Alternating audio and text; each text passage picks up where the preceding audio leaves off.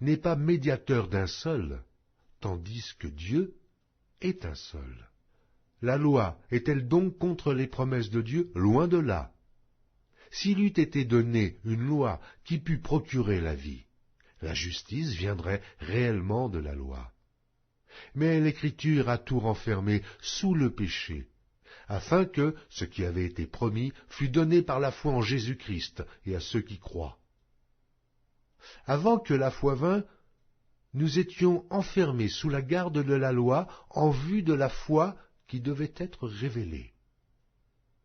Ainsi, la loi a été comme un pédagogue pour nous conduire à Christ, afin que nous fussions justifiés par la foi. La foi étant venue, nous ne sommes plus sous ce pédagogue, car vous êtes tous fils de Dieu, par la foi en Jésus-Christ. Vous tous qui avez été baptisés en Christ, vous avez revêtu Christ.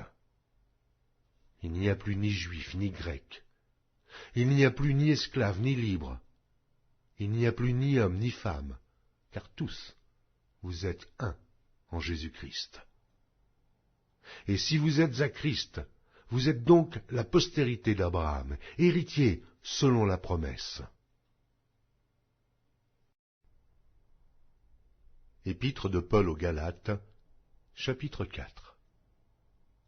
Or, aussi longtemps que l'héritier est enfant, je dis qu'il ne diffère en rien d'un esclave, quoiqu'il soit le maître de tout. Mais il est sous des tuteurs et des administrateurs, jusqu'au temps marqué par le Père. Nous aussi, de la même manière, lorsque nous étions enfants, nous étions sous l'esclavage des rudiments du monde. Mais, lorsque les temps ont été accomplis, Dieu a envoyé son Fils, né d'une femme, né sous la loi, afin qu'il rachetât ceux qui étaient sous la loi, afin que nous reçussions l'adoption. Et parce que vous êtes fils, Dieu a envoyé dans nos cœurs l'esprit de son Fils, lequel crie « Abba, Père ». Ainsi tu n'es plus esclave, mais fils.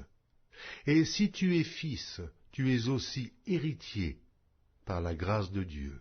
Autrefois, ne connaissant pas Dieu, vous serviez des dieux qui ne le sont pas de leur nature. Mais à présent que vous avez connu Dieu, ou plutôt, que vous avez été connus de Dieu, comment retournez-vous à ces faibles et pauvres rudiments, auxquels de nouveau vous voulez vous asservir encore? Vous observez les jours, les mois, les temps et les années. Je crains d'avoir inutilement travaillé pour vous. Soyez comme moi, car moi aussi je suis comme vous. Frères, je vous en supplie. Vous ne m'avez fait aucun tort. Vous savez que ce fut à cause d'une infirmité de la chair que je